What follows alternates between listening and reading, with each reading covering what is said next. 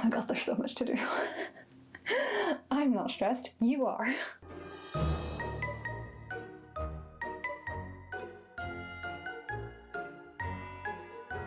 The wedding is fast approaching and I do not yet have a dress. In my defense, we only got engaged a month ago. Everything else is sorted. I don't think I've been that terribly disorganized. But on that note, I am the last person to get an outfit ready, so let's sort this. I have spent the last month playing around with some ideas in the back of my head, but I didn't actually come up with anything concrete. What I did do was go to my usual fabric thrift shopping spot and buy all white fabric in sight. If anybody has any ideas that will use up white fabric, I am all ears because I have far more than I will ever use for a single dress. On to the actual plan. Very nearly almost went with something a little bit more vintagey. I almost went the route of the 1930s kind of era. If it wasn't for finding one singular pin on Pinterest that just hooked me in immediately and I was like, yes, that is what I want. That is the aesthetic I want to go for. The theme of my wedding dress that I have landed on is that I want it to look like I'm haunting the place. And I know that's so weird, but I can't help it. I latched onto the idea and I loved it, so I'm flying with it. There is this bridal collection of dresses. I loved it. I loved it so much. I love all of the dresses from this collection and they give that perfectly. It kind of reminds me of, you know, the vampire episode of Doctor Who, which I'm also obsessed with. So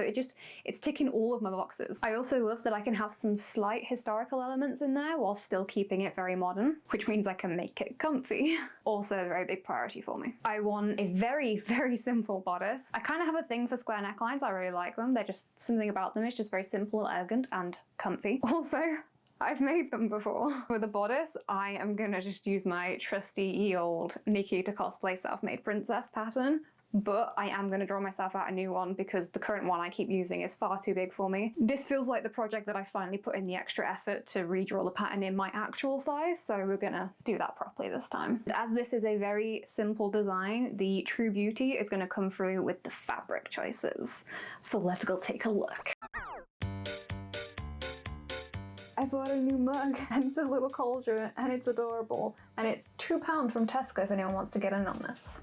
Just gonna leave it over there because I will no doubt spill on the fabrics if I put it on the table. Fabric choices. Of the masses that I bought, I'm actually using very little. This is quite noticeably pink, but it is for the petticoat underneath. It's just, pink was all they had. Well, actually, they had a very, very bright blue. Pink seemed like the better option to go, but it's the petticoat, so this won't be visible anyway. For the other petticoat, I've also got a much thicker natural kind of material. Main fabric is going to be this one. It's actually an ivory colour. It's a very fluid drape ivory satin.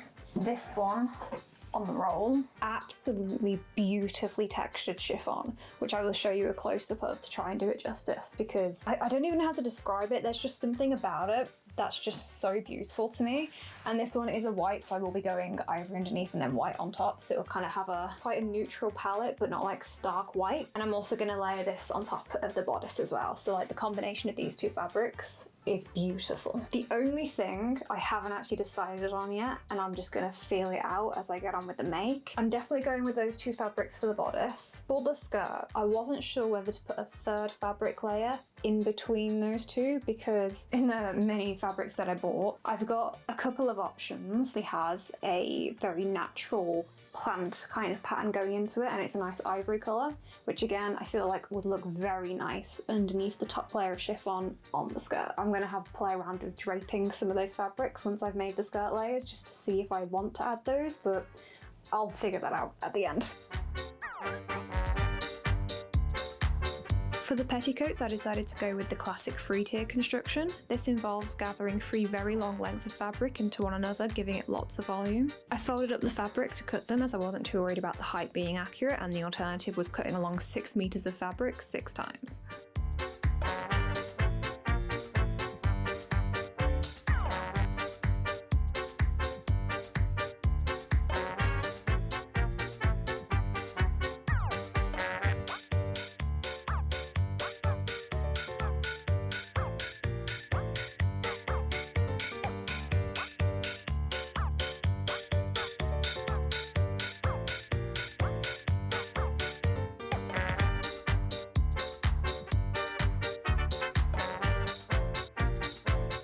At this point, I couldn't really interact with the camera because there was a storm outside so loud that it kept ruining my audio. I started joining the pieces together to make the closed loops ready to be gathered in for the petticoats, and then stitched them in place.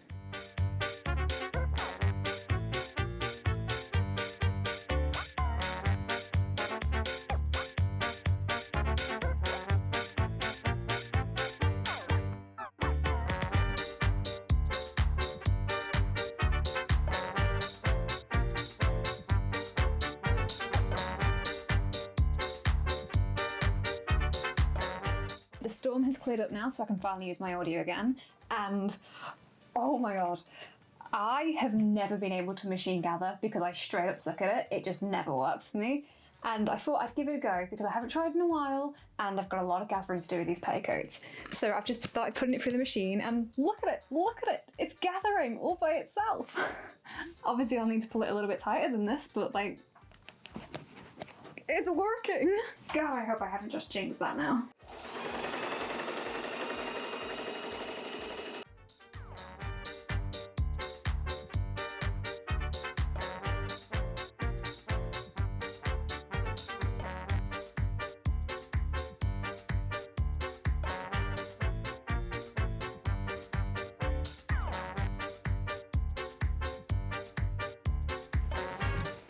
I successfully machine gathered. Well, I suppose I shouldn't really say that until I actually pull the threads in and they don't snap, but for now, I've successfully machine gathered.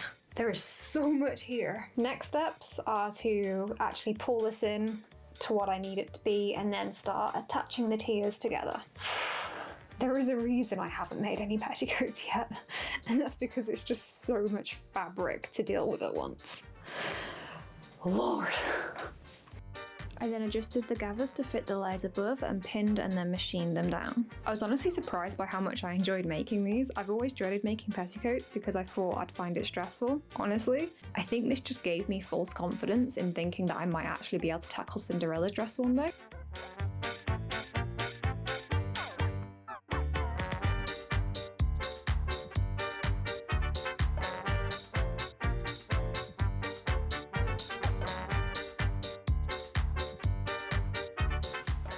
Obviously the waist still needs gathering in into a waistband, but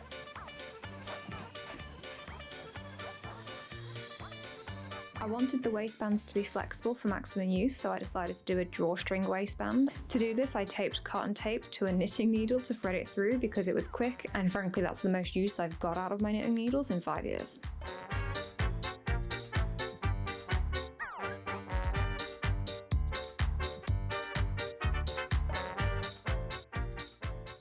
Day 2 of wedding dressmaking. My table is just a mountain of petticoat. It was quite late by the time I was finishing up the pink one, so I didn't actually get around to trying them on yesterday. So we're going to start today by getting those tried on and making sure I am happy with them, and then also deciding if I want to order a hoop to go underneath them or not, which based on the sheer size of them, I'm thinking probably not. I'm then going to start working on the actual skirt of the dress. Unfortunately, I don't actually have the shoes I'm going to be wearing to do try-ons with as I'm making this to make sure I get the length right, so I'm just going to be estimating and hoping for the best. I think it should be fine though, because the boots that I've bought, there's only a slight rise on them, so they're not particularly tall, and I am making the dress to sit above the ground because I don't want it touching the floor because I'm getting married in October and I have no doubt it's going to be raining and muddy, so we're going to try and keep it off the ground. Speaking of raining and muddy, it is once again storming like a bitch today. Lighting today isn't great because it basically feels like it's nighttime because it's just so dark outside. If it carries on like this for the rest of the week, there is a chance the result shoot will actually be indoors because I cannot warrant taking my dress out in those conditions if it's not my actual wedding day. Let's start the day off by doing some twirls in some petticoats. I'm gonna be honest with you, I already tried them on but I forgot to hit record, so I'm just gonna do it again for your sake, but I'll tell you right now, I loved them.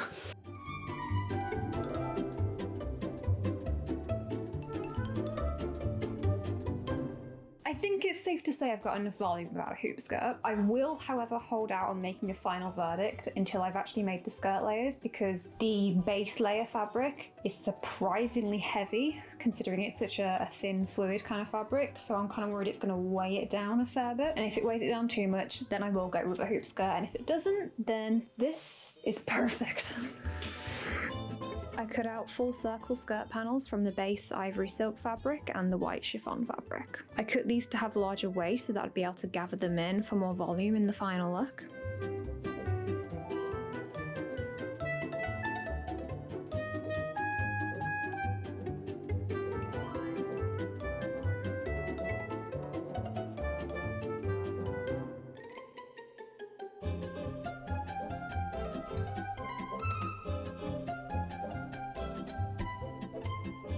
All was going well until I decided to sew the silk panels together, which, to be fair, I did see this problem coming, I just chose to ignore it until I absolutely had to face it.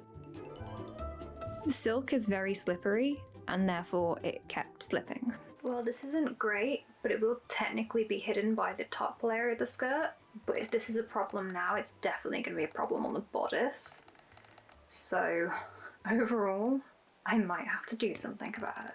I quickly put the chiffon layer together whilst I decided what to do about the silk one.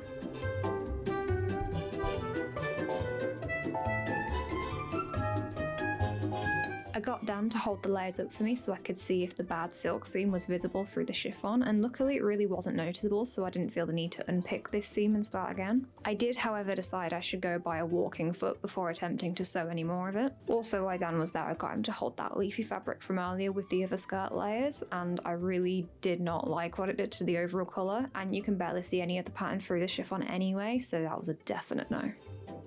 Unfortunately, after walking into town, I realised the fabric store doesn't actually open on Mondays, but we got some food shopping and ate some crisps in a graveyard, so it wasn't a complete waste. Hello there. Many hours have passed. I did not successfully acquire one of those walking foot thingies, so I'm just going to stitch it anyway, because I'm kind of past the point of being a perfectionist about this, and we're just going to go with my usual that'll do attitude.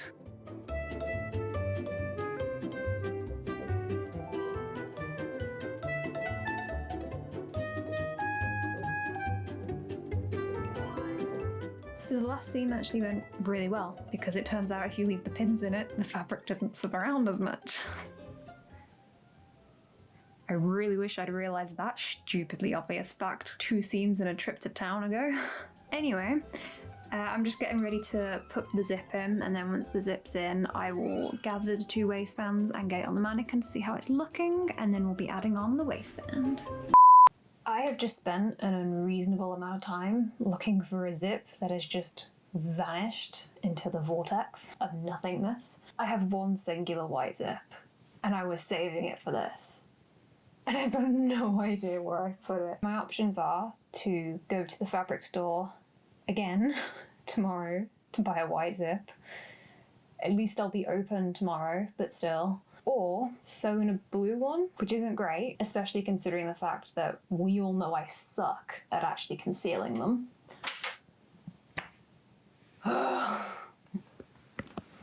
I'll be honest, friends, I don't know what I'm gonna do. This is not going well.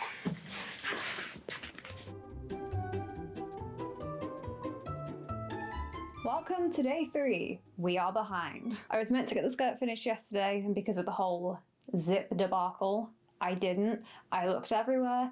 Dan looked everywhere. We didn't find the zip. I did find a bunch of the satin bias tape I was using on my Edwardian corset a couple of months back that I also wanted to use for this dress. Couldn't find it anywhere. Ordered tons more, and now I've got 3 times more than I need. I also found 10 meters of lace that I lost a year ago, so I guess it's good to have that back in the stash, but alas, no zip. I know it's gonna turn up one day, and I don't know what project I'll be working on when it finally turns up, but when it does, be warned, I will curse like a sailor, because I know I've put it somewhere really stupid. I just don't know where. I've got Dan picking one up for me on his way home today, so we will circle back around to the skirt later. We're going to be using the Self-Made Princess guides and patterns to figure out a pattern for my bodice. I'm trying to think when was the last time I actually had to make a pattern, that you might remember my very weird method for doing this from.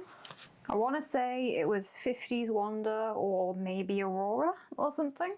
I don't know, it's been a while. These are the tools of my trade. We have the original pattern sheets from Self-Made Princess, some plastic sheets from packaging of something, I don't remember what, the actual pattern paper, and a whiteboard pen. This method works. Usually you just cut out the pattern that you want in the size that you want, but I really wanted to preserve these so I could use them forever. If I ever wanted to make something for someone else, I could still make it to their size because I have the original pattern sheet intact. You have your pattern sheet. You have your plastic packaging, and you draw around the size you want with your whiteboard pen, and then you transfer that to the pattern paper. It keeps your pattern sheet pristine and intact, and you can make as many patterns and sizes from it as you would like. 10 out of 10, recommend.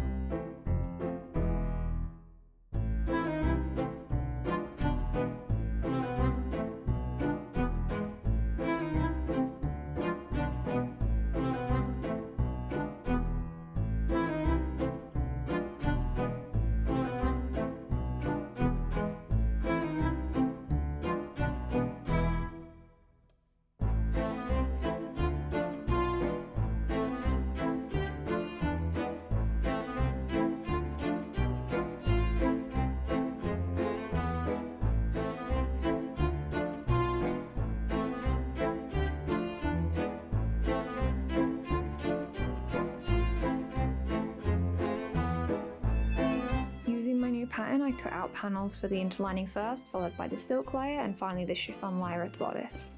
For the silk and chiffon, I cut the panels out of scraps from the skirt, so I found it much easier to cut everything twice rather than folding the fabric.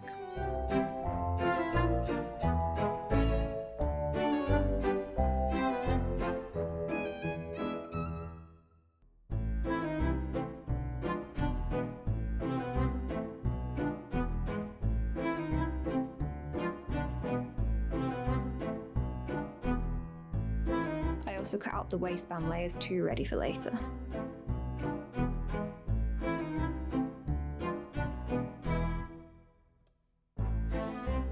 I pinned all 3 layers together for each panel so I could quickly hand stitch them into one piece. Then I spent the evening making up the waistband and finally adding on the zip. Unfortunately, I was tired and rushing this, so I ended up stitching the zip shut and had to unpick it and then do it again.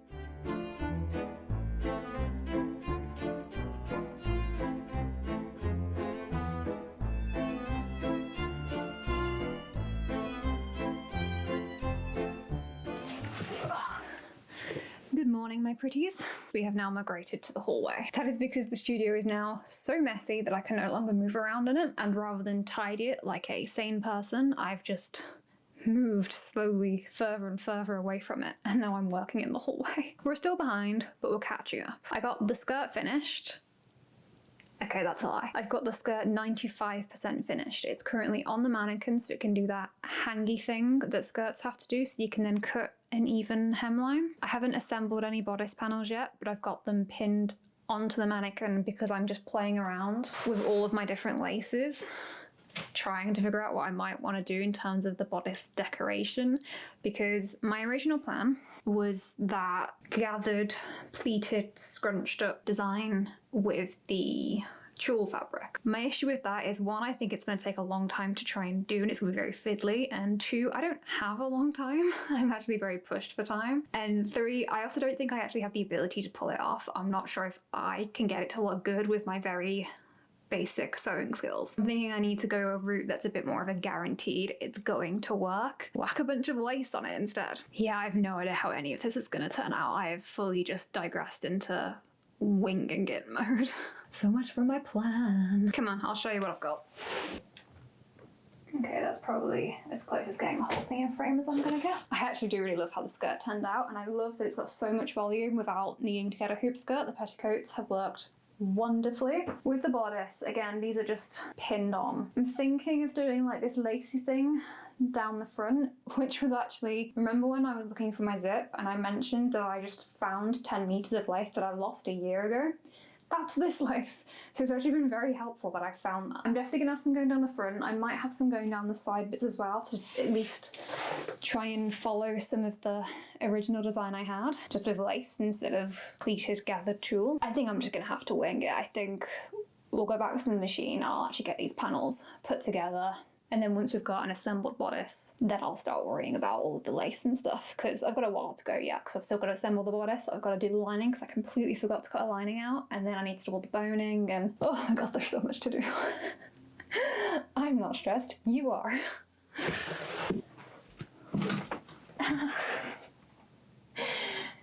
Immediately steps on all the crap on the floor. I'm gonna jump straight in with assembling the panels. This should go pretty smoothly because despite the slippy fabric being an absolute nightmare and me not being able to successfully acquire a walking foot, I did base stitch all of these, which took forever and a day, because if I'm to be completely honest with you, it is actually afternoon now. It is not morning. I lied earlier. We are off to a late start with today's workload. Forever behind.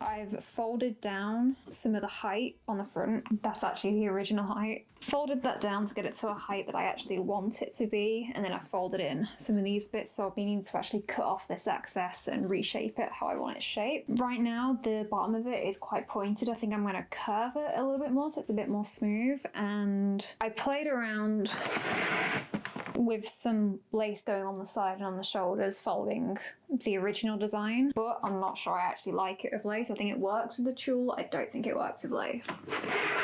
Get the lining cut out and get the boning channels done and the boning cut out and sanded and all sorted. But before we do all of that, because honestly, I kind of need a break, let's go talk about some fun wedding things. I tried to avoid showing this too much back when I did my hallway video, but there is a big empty frame here, and this frame has purpose. We wanted to buy a sword, so we did, and it is going to be displayed in this frame. And yes, we spent a lot of money on this, but it was 100% worth it because it's so cool. Our plan is to cut the wedding cake with it. I can't quite remember because we looked at about 20 different swords when we were choosing which one to buy. I'm pretty sure the one we went with in the end was a replica from one of the swords from the Sutton Hoo burial site, I think.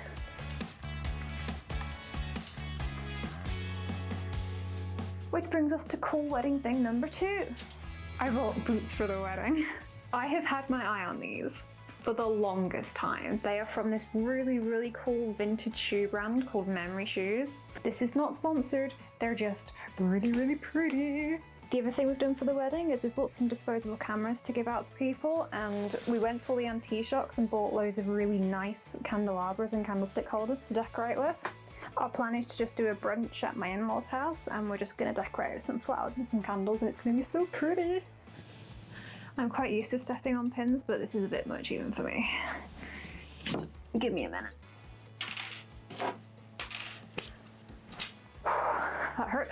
The last thing I wanted to mention was, obviously I'm making the dress. I did briefly consider cloak, and I very almost went the cloak route, and the only reason I am not is that Dan's nan found her veil and offered me if I wanted to wear it. So I said yes. It's still in its original box, and I think it's from 1962. It does have like this really cool little headpiece that goes with it as well, but I have decided not to wear this. But the veil itself is really nice. I do need to give it a quick clean just because obviously it's been in storage. It's got a lot of volume to it, which I was a little bit nervous about, but I do quite like it. It is actually white. It's not looking too white in the camera right now, but I promise you it is actually white. It's a slightly like off-white colour, but I've used a lot of ivory fabric in the dress, so it does go. I don't have the best hair to demonstrate this today. I think I'm probably going to wear it a bit further back on my head, and then it's probably going to sit more on the back of my head like that and then hang down. This is my something borrowed and something old. I'm not sure if the dress counts as something new, considering I made it and nothing I'm using is new because everything is secondhand fabrics. But I've got my something blue covered because my nan left me this blue sapphire necklace that I'm gonna wear. Oh, my boots are new. There we go. I'm covered. All right, I suppose I should stop procrastinating and get on with making the lining now.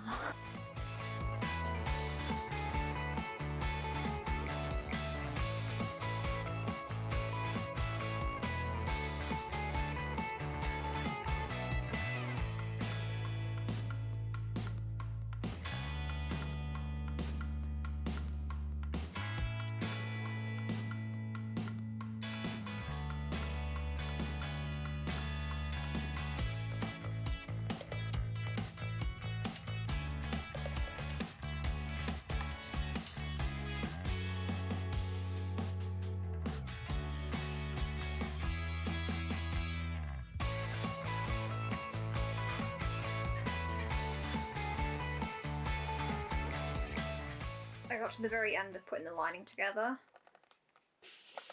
and then I did this to both of the last panels. Currently trying to decide how much I care. Unfortunately, I think I do care, so I think I'm gonna do that again. Turns out I only medium cared, so instead of unripping all the seams, I just flat felled them instead, which worked out pretty nicely. Go Team Botchery. Quick trying of the bodice to make sure I'm happy with the adjustments that I made to the neckline. I think I pretty much am, and also this is the best fitting bodice I have ever made. I should have redone that pattern a year ago. A little bit bulky at the straps, but it is held together by pins, so I'm hoping that's the only reason why, and it'll be fine when I actually sew it together. If not, I'll live with it because I'm not that much of a perfectionist anyway. I'm happy with the adjustments to the neckline, so I'm going to go ahead and get the lace stitched down to this, and then once that's stitched down, I'm then going to attach the lining to it because I'm going to have to make the same adjustments on the lining that I made to this to get this shape. And then I need to make sure I get my boning channels done as well. Fingers crossed, I'll be able to get the bodice 99% complete today, if all goes smoothly. Which it usually doesn't. I've stitched the lace on, which actually took a while, and now I'm on the step of putting the boning channels in. I did buy some of the pre-done ones, so that saves a bit of time, but overall, not actually that much, because this is something I've kind of been dreading for most of the bodice making, because I basically knew I was going to have to do this, but I really wanted to think of a way where I didn't have to do this, but ultimately, I have to do this. For the boning channels, obviously I need to stitch down either side of the channel to hold it in place. The problem being is I don't want all of those double stitch lines on the bodice, like I don't want them visible, so I can't just machine it directly onto it. Now I could machine them onto the lining instead, and then obviously the lining gets attached to the main bodice, and then you'll get the boning in it that way. But the issue is when you do that, it doesn't shape the bodice as well as if the boning went directly onto the bodice instead of on the lining, so I want to actually get the boning onto the bodice. I'm going to stitch them all to the seam allowance tabs, so that way it doesn't actually show through to the front. But I don't think I can do that on the machine. I think I've got to hand stitch them all on. So I've got to sit and do 1, 2, 3, 4, 5, 6, 7, 8, 9, 10, 11 boning channels stitched on by hand. After that, it's just going to be hand stitching the lining in and then getting some eyelets on the back, and the bodice will pretty much be wrapped up. I also need to go get a plaster because I've drew first blood and I don't want to get it on anything white. I cordially invite you to our practice cutting of the cake ceremony. I'm very glad we practiced it. Doing main works for 2 hands, or we've got for a Sorry, my hand is so tight. Okay, hang on. Get in a really weird position. Let go. Okay, let's just see if we can slide through anyway.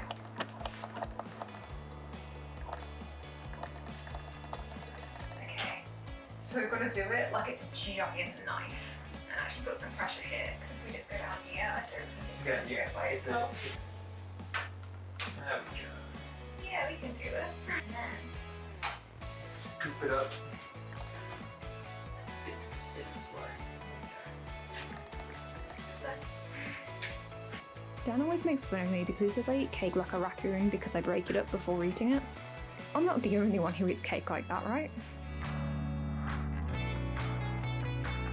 Alright, we are on day something. I have no idea. I've completely lost track now. I'm running a little bit behind, but I've got leeway time, so it's fine. It's very much getting to a near complete state now. The lining is almost mostly in. It's got all the boning inside as well. I just need to do the actual top neckline attachment of the lining, but the sides and the base are already attached. I really need to do something else for a little bit because I'm going a little bit stir crazy doing all this hand stitching. So I'm gonna head downstairs to hem the skirt. I have noticed the bottom of the skirt doesn't seem to be fraying. The fabric seems to be holding up pretty well. There's a very lazy part of me that's currently debating whether or not I can just cut the hem to the length that I want it to be and then just leave it. I know that sounds bad, but if it's not fraying and it looks fine, and I'm not really gonna wear it a lot, then it should be fine, right? Right? I have this idea in my head that if I put all of the skirts into the mannequin and then put the mannequin on the table, that it will be easier for me to cut it level. I could be wrong about this. I could regret this decision and I could have it back on the floor in like 5 minutes. But we're gonna find out if it is actually easier.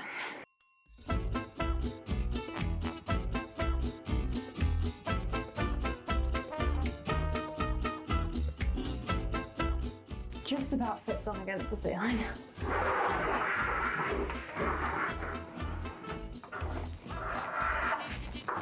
Oh. You know, of making a slight mark.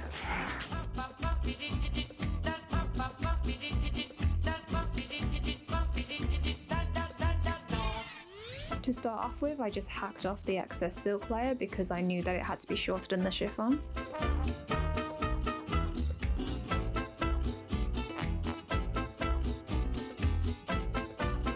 Once most of the excess was gone, I pinned my tape measure to the waistband and used it as a guide to try and get as even as length as possible all the way around. I was aiming for about 40 inches. Also, the table made this so much easier. This would have been so hard to do on the floor.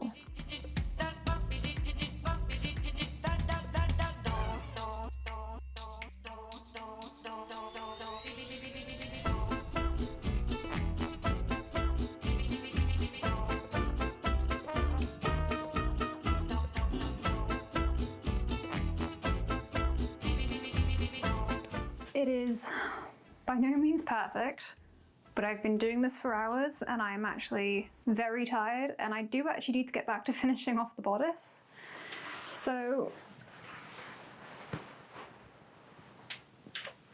I'm gonna go ahead and call that done. I have thoroughly trashed my studio. Like, you do not want to know how bad I've let this get. I think we're on day 6 or 7-ish now. My plan was to finish this in 5 days, so that clearly has not happened, but we are on the last little leg of it. Just sorting out the back fastening. I tried putting some hook and eye tape in. I'm not really loving the closure, to be honest, so I'm going to take that out and I am going to pre-made eyelet tape instead. And once I put that in, I'm then going to put some lace on the back of it to mirror the design on the front of the bodice, so that way you can't see the stitch lines of where I've put in the eyelet tape. After that, I still need to put a button on the skirt because I keep forgetting I need to do that. Bodice should be pretty much done, and as much as I hate to say it, I think I'm going to have to go back into the skirt and neaten up the hem a little bit more, because I've left it on the mannequin and it has since stretched out even more to be uneven again, so that kind of feels like I wasted all of that time the other day, but hey, that is life.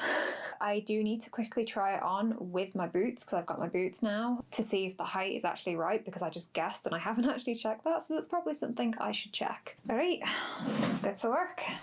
Don't want to jinx it, but this should be fairly easy to get the eyelet tape quickly sewn in, especially because, like I said, I'm going to cover the stitching with lace anyway, so I really don't have to be careful about it. I did find out that the lace that I bought to tie it up with, the aglets on it, are too fat for the eyelet tape, which is delightful. Just trying to like crimp it smaller to try and get it to fit through the holes, but no such luck. Knowing me, I'm probably just gonna cut the aglets off and then sellotape the ends and just use it like that because that's what I always do.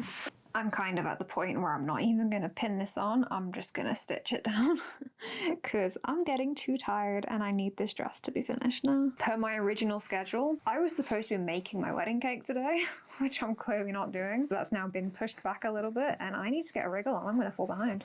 Please just work smoothly. I'd appreciate it.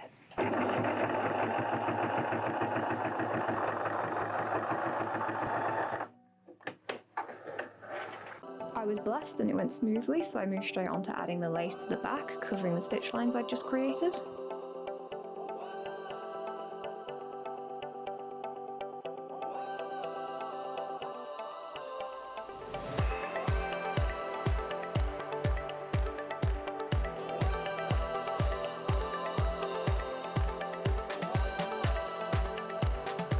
After admiring the double rainbow, I finally remembered to add the button to the skirt, which brings us to the end of the project.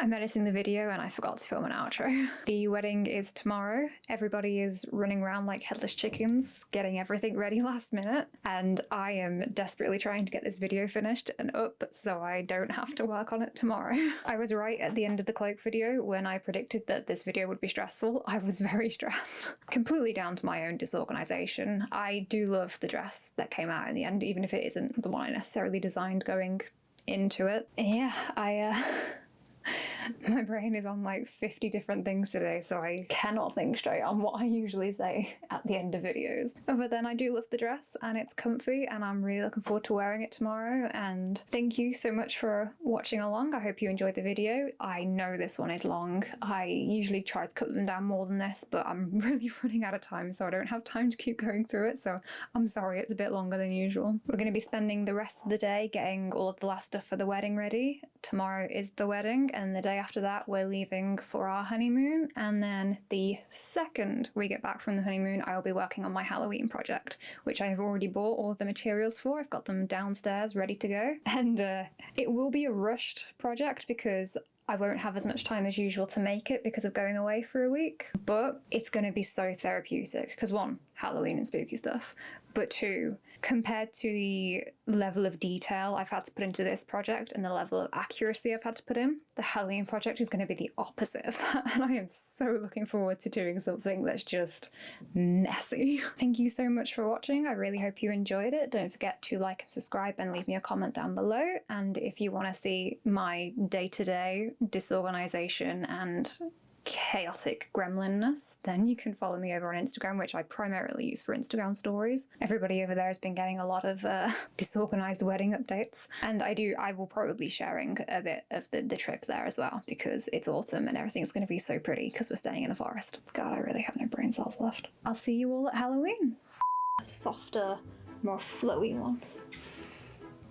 And yes, the body movement was necessary. I'm having so much fun. After we've tried them on, I'm then gonna bleh. After I've tried those on, we're then gonna bleh. After I've tried those on, I'm then gonna. My God, why can't I talk? I just filmed a whole intro, but didn't actually hit record. Why do you test me like this? One more time.